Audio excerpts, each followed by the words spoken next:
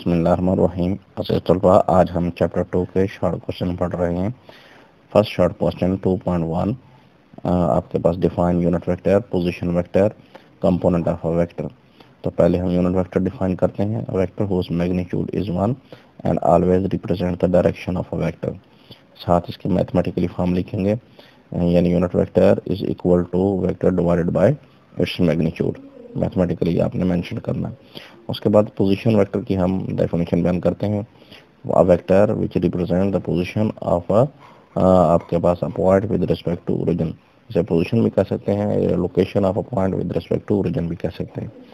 Next आगे है component of a vector. ये वही डेफिनेशन है जो मैंने आपको बताया था रेक्टेंगुलर कंपोनेंट्स का टॉपिक पढ़ाते हुए। आपने फर्स्ट 2 लाइंस अच्छे तरीके से याद रखनी है। रेजोल्यूशन ऑफ वेक्टर या रेक्टेंगुलर कंपोनेंट में हमने यही बात की थी कि component of a vector is it's effective value in a given direction. Short question 2.2, the vector sum of 3 vector gives a 0 resultant. What can be orientation of the vectors? Vectors की orientation क्या होगी? इसका answer आपने लिखना है if 3 vector represents the sides of आपके पास triangle, या फिर यूं बयान कर दें if 3 vectors are added in such a way they will be the sides of a triangle। जैसे ये मैंने आपको एक ट्राइंगल दिखाई है और इस ट्राइंगल में ये ए वेक्टर है, ये बी वेक्टर है, ये सी है। अब इनका रिजल्टेंट क्या होगा? 0 होगा। अब इनकी ओरिएंटेशन क्या होगी? इनके अंदरूनी ज़ाविया जिसे हम इंटीरियर एंगल कहते हैं, या एंगल बिटवीन देम। ओरिएंटेशन के बाद इनकी डायरेक्शन, यानी they are oriented at the angle of 60 degree with each other, एक दूसरे के साथ। ये इसके साथ, ये इसके साथ, ये इसके साथ 60 के एंगल पर ओरिएंटेड होते हैं। और एक्सटीरियर इनका एंगल अगर हम देखते हैं तो वो 120 डिग्री होता है।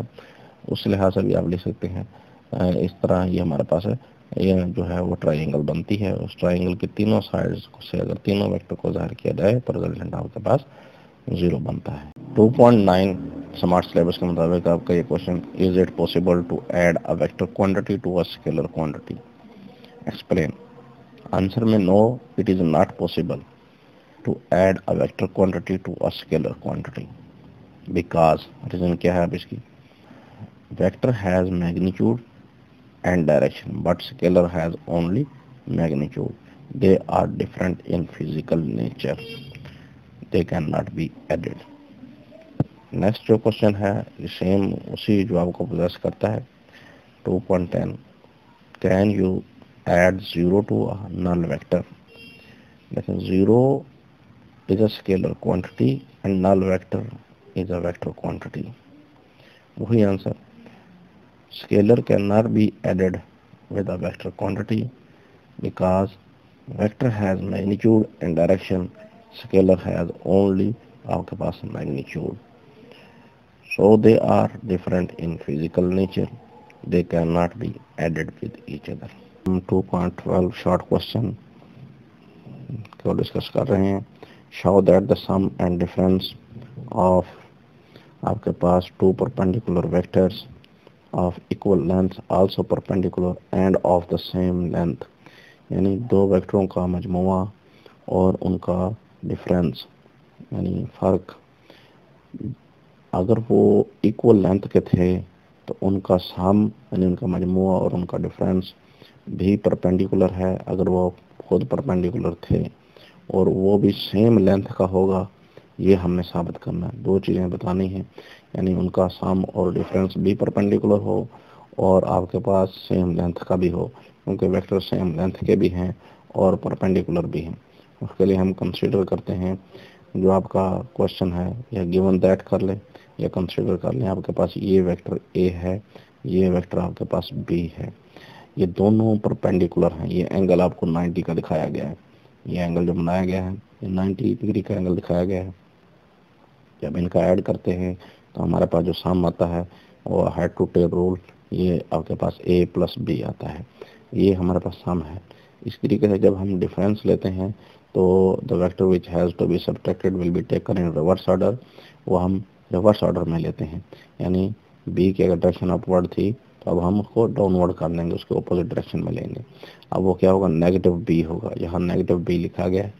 ये आपके पास इसी तरीके से जब इनका हम head to tail rule addition करते हैं तो ए आपके पास माइनस बी आपके पास मिलता है, यानी ये डिफरेंस मिला हमें, यानी जो रिजल्टेंट होगा वो डिफरेंस मिलेगा। जब रिजल्टेंट डिफरेंस मिलता है तो हमारे पास एक फिजिकल लॉजिक ये है कि जब दो वेक्टर इक्वल हों तो आपके पास जो रिजल्टेंट होता है वो tan inverse y over x, अगर आप वही फार्मूला डायरेक्शन का निकालें तो उनका एंगल 45 होता है, यानी इसका एंगल भी रिजल्टेंट का 45 होगा और इसका भी रिजल्टेंट का 45 होगा, सम का भी और डिफरेंस का भी, और दोनों को ऐड कर दें तो हमारे पास क्या आता है 90 डिग्री। ये तो फिजिकली हमें पता चल रहा है कि जब एंगल आपके पास 45 आ रहे हैं, लेंथ इक्वल हों, तो फिर आपके पास x और y कंपोनेंट इक्वल हों, तो फिर आपके पास रिजल्टेंट वेक्टर का एंगल 45 होता है। तो ये टेन इनवर्स हमें वैल्यू देता है। इस तरीके से भी आप अपनी लॉजिक को एक्सप्लेन कर सकते हैं। दूसरा जो बेहतरीन तरीका है वो ये है कि जब भी परपेंडिकुलर वेक्टर होते हैं उनका डॉट प्रोडक्ट 0 होता है। अगर ये वेक्टर इस पर परपेंडिकुलर है तो इनका डॉट प्रोडक्ट 0 होना चाहिए। इसको हम a प्लस बी डॉट आपके पास a माइनस बी, दोनों वेक्टर्स का डॉट प्रोडक्ट ले लिया गया, इनको मल्टीप्लाई करते हैं यानी डॉट प्रोडक्ट लेते हैं तो हमारे पास रिजल्ट आता है a square minus b square, क्योंकि a is equal in length with b, आपके पास a की लेंथ b के बराबर है, तो लिहाजा a की जगह पर आप b अगर पुट करते हैं तो हमारे पास बी स्क्वायर हो जाएगा और माइनस बी स्क्वायर क्या हो जाएगा, रिजल्ट 0 आ जाएगा। यही बात वाज़ेह की गई है कि अगर ये कंडीशन वैलिड होती है तो इनका आपके पास क्या है, डॉट प्रोडक्ट 0 होता है। जब डॉट प्रोडक्ट 0 हो जाए तो वेक्टर्स क्या होते हैं, a प्लस बी सम और डिफरेंस परपेंडिकुलर होते हैं। तो यही बात मोस्ट इम्पोर्टेंट है कि तो two vectors are perpendicular to each other, their sum and difference will be perpendicular to. Question short question number 2.13, how would the two vectors of the same magnitude have to be oriented if they were to be combined to give resultant equal to a vector of same magnitude। कहता है किस तरह दो vector को हम आपस में Orient करें कि उनसे जो रिजल्टेंट मिले वो उनमें से किसी एक की मैग्नीट्यूड के बराबर हो या उनकी मैग्नीट्यूड के बराबर हो। तो ऐसा करने के लिए हम क्या कहते हैं, two vectors of equal magnitude are oriented at the angle of 120 degree when they are added by head to tail rule. जब head to tail rule add किया जाता है उनका जो रिजल्टेंट होता है वो इक्वल होता है, दे makes a equilateral triangles. If two vectors represent the two sides of equilateral triangle and oriented at the angle of 120 degree, आपके पास इंटीरियर एंगल इनका क्या होता है 60 डिग्री होता है और एक्सटीरियर एंगल 120 डिग्री होता है। तो देन दे आपके पास give a resultant of equal in magnitude, क्योंकि इक्विलेटरल ट्रायंगल मसावी साकैन होती है जिसके तमाम तर आपके पास साइड्स इक्वल होती हैं, और इक्विलेटरल ट्रायंगल में कि जब ये फॉर्मेशन देंगे दो वेक्टर दो साइडों को ज़ाहिर करेंगे तो रिजल्टेंट उनकी तीसरी साइड होगी और वो आपके पास इक्वल इन मैग्नीट्यूड होगी। तो इस तरीके से हम कहते हैं कि आपस में उनका एंगल जो है वो 120 होना चाहिए और इंटीरियर एंगल उनका क्या होना चाहिए, ट्रायंगल जब वो बनाए तो 60 डिग्री हो। तो इस तरीके से हम कहते हैं कि हमारे पास जो वेक्टर्स हैं वो आपके पास सेम मैग्नीट्यूड के वेक्टर्स हैं और उनका जो रिजल्टेंट होगा वो इक्वल टू देयर मैग्नीट्यूड होगा। नेक्स्ट जो हमारे पास शॉर्ट क्वेश्चन है, suppose the sides of closed polygon represents vector arrange head to tail rule. Head to tail rule के तहत कहता है कि वेक्टर्स को एक इस तरह अरेंज किया गया है कि वो साइड्स ऑफ पॉलीगॉन्स बनाई, एक पॉलीगॉन्स दिखाई गई है। पॉलीगॉन से मुराद कसीरुल अज़ला होती हैं, ऐसी बंद शक्ल जिसके कई साइडें होती हैं, यानी 2 से ज़ायद 3 4 5 आपके पास 5 पेंटागन हेक्सागन और जिनके प्रॉपरली नाम रख देते हैं। स्क्वायर तक आपके पास 4 साइडों तक उनके तो हम प्रॉपरली नाम बोलते हैं, बाकी आगे सारी पेंटागन हेक्सागन ऑक्टागन ये सारी पॉलीगॉन। तो कहता है वो साइड जो है वो अरेंज की गई हैं head to tail rule vector से। What is the sum of these vector, इन वेक्टर का मजमूआ क्या होगा। जब भी क्लोज्ड पॉलीगॉन बने या कोई भी क्लोज्ड फॉर्म बने तो आपके पास सम ऑफ वेक्टर विल बी 0। अगर वेक्टरों को ऐड करते रहें और उनसे कोई क्लोज्ड फॉर्म बने तो हमारे पास वेक्टर का जो सम होता है वो 0 होता है। जैसे देखें ये वेक्टर ए है, ये बी है, ये सी है, ये डी है, ई है, ये एफ है, इन सब का मजमूआ 0 है। उसकी वजह क्या है कि इस वेक्टर ए का ऑपोजिट ये वेक्टर खड़ा है, इस वेक्टर का ऑपोजिट आपके पास ये वेक्टर खड़ा है, इसका वेक्टर ऑपोजिट ये वेक्टर खड़ा है। जब इनका सम लिया जाता है तो आपके पास 0 मिलता है। क्लोज्ड पॉलीगॉन में हमेशा रिजल्ट आपके पास क्या मिलता है? 0 मिलता है। इसलिए इसका आंसर ये लिखना है when vectors are arranged head to tail to make the sides of the polygon then their sum will be equal to 0। ये vector a plus b plus c plus d plus a plus f आपके पास equal to 0 होगा। इनका add करेंगे, इनका मजमूआ क्या आएगा? 0 होगा। बिस्मिल्लाहिर्रहमानिर्रहीम। तलबा आज का जो क्वेश्चन है ये है तो ऑब्जेक्टिव का, बड़ा इम्पोर्टेंट है, कंसेप्चुअल क्वेश्चन है। Two ships x and y are travelling in different direction at equal speed, यानी डिफरेंट डायरेक्शन मुख्तलिफ सिमतों में जा रही हैं इक्वल स्पीड के साथ। Actual direction of x is due north, असल जो डायरेक्शन है x शिप की वो नॉर्थ की जानब है। But to an observer on y पर मुशाहदा करने वाला, दूसरी कश्ती पर, दूसरी शिप पर मुशाहदा करने वाला ये कह रहा है कि आपके पास जो है apparent direction of motion of x is north east, कि उसकी जो ज़ाहिर हो रही है, जो ज़ाहरी उसकी मोशन है, अपेरेंट उसकी मोशन है वो नॉर्थ ईस्ट है। The actual direction of motion of y as observe from the shore will be, वो आप बताएं कि वाई की एक्चुअल मोशन क्या होगी। अब अगर हम लॉजिकली इसका आंसर दें तो ये है कि अगर आपकी कश्ती नॉर्थ की तरफ जा रही है और देखने वाला ऑब्जर्वर जो वाई पर बैठा है वो कह रहा है कि आपकी डायरेक्शन मेरे लिहाज से अपेरेंटली नॉर्थ और ईस्ट बनती है।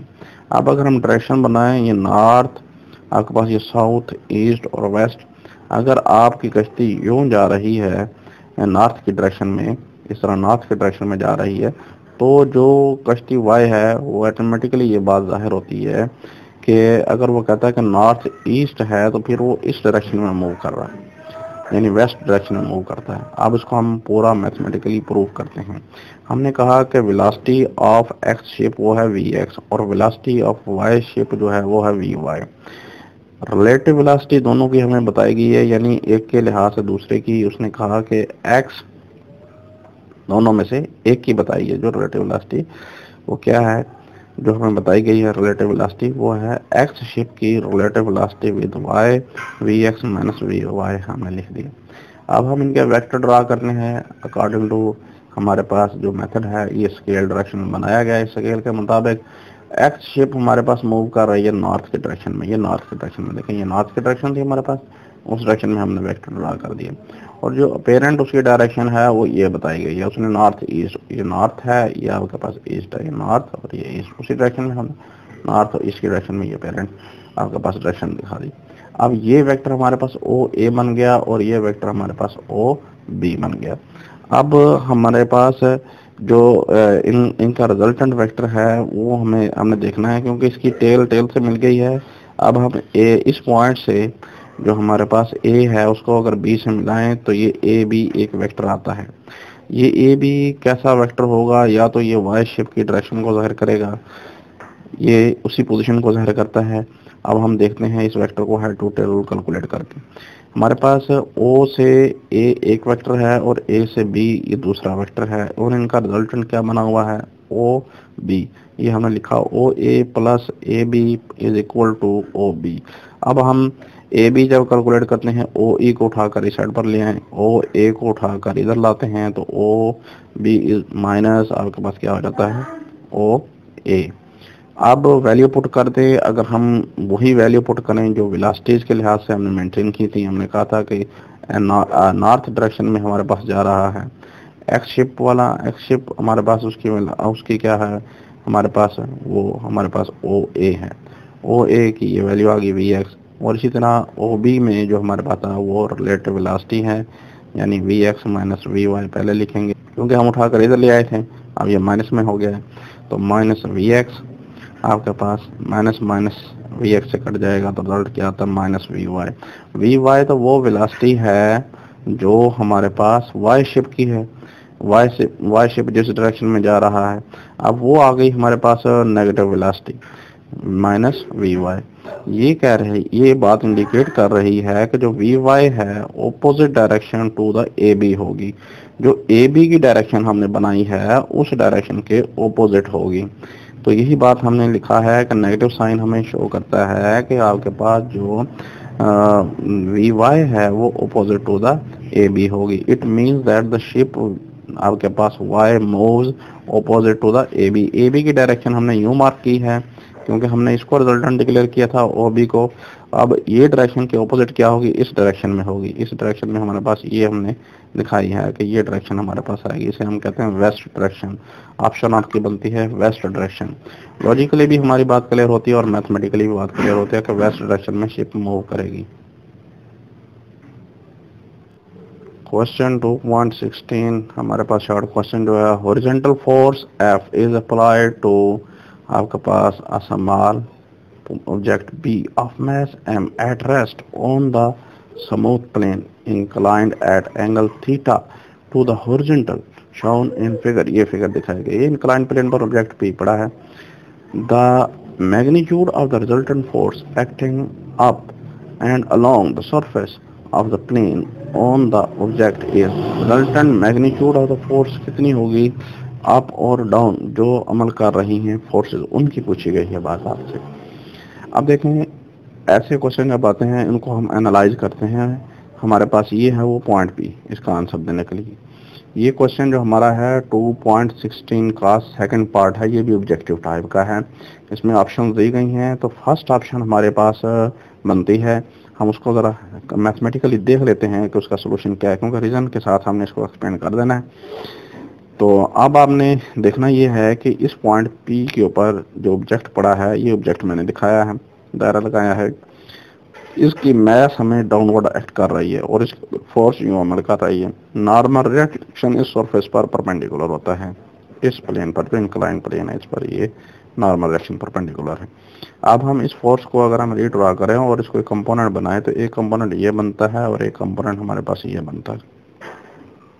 ये कंपोनेंट जो थीटा के साथ है ये फोर्स का कौन सा कंपोनेंट होगा, ये हमारे पास जो है यहाँ हम अगर ये रिजल्ट हमारे पास रिजल्टेंट फोर्स है और ये कंपोनेंट जो हमारे पास होगा ये हमारे पास एफ कॉस थीटा होगा और ये जो कंपोनेंट हमारे पास होगा ये हमारे पास एफ साइन थीटा, क्योंकि हमने इस फोर्स को आगे बढ़ाया। ये रिजल्टेंट फोर्स है, ये एफ कॉस थीटा और ये एफ साइन थीटा। इस डायरेक्शन में तो कोई मोशन नहीं है।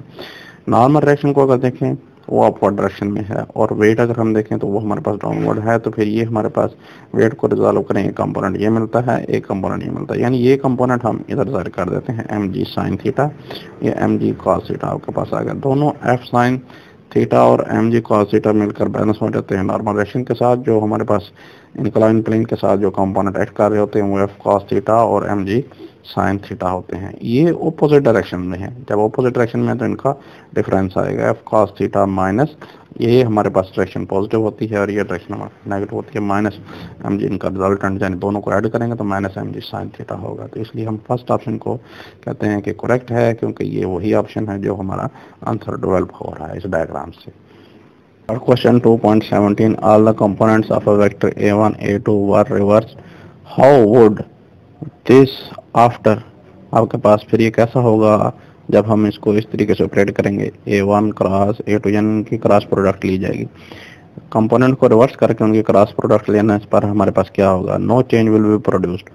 जब हम कंपोनेंट्स को रिवर्स करते हैं आंसर इसका क्या है, reversing the vector a1 and a2 हमारे पास does not alter a1 cross a2, यानी जब भी हम कंपोनेंट को रिवर्स करेंगे तो आपके पास जो है क्रॉस प्रोडक्ट कभी भी अल्टर नहीं होगी। अगर a1 और a2 को एक कंपोनेंट को रिवर्स कर दिया जाए तो वो नेगेटिव हो जाते हैं और जब उन दोनों की क्रॉस प्रोडक्ट ली जाती है वो पॉजिटिव होती हैं। इसको आप बाकायदा कंपोनेंट बनाकर डिटर्मिनेंट की सूरत में रिवर्स कंपोनेंट a1 और a2 लिखते हुए भी आप सॉल्व कर सकते हैं। ये बहुत ही इंपॉर्टेंट क्वेश्चन है और लास्ट क्वेश्चन है आपका स्मार्ट सिलेबस के मुताबिक। अच्छे तरीके से याद करना। आज का लेक्चर खत्म हुआ। अल्लाह हाफिज़।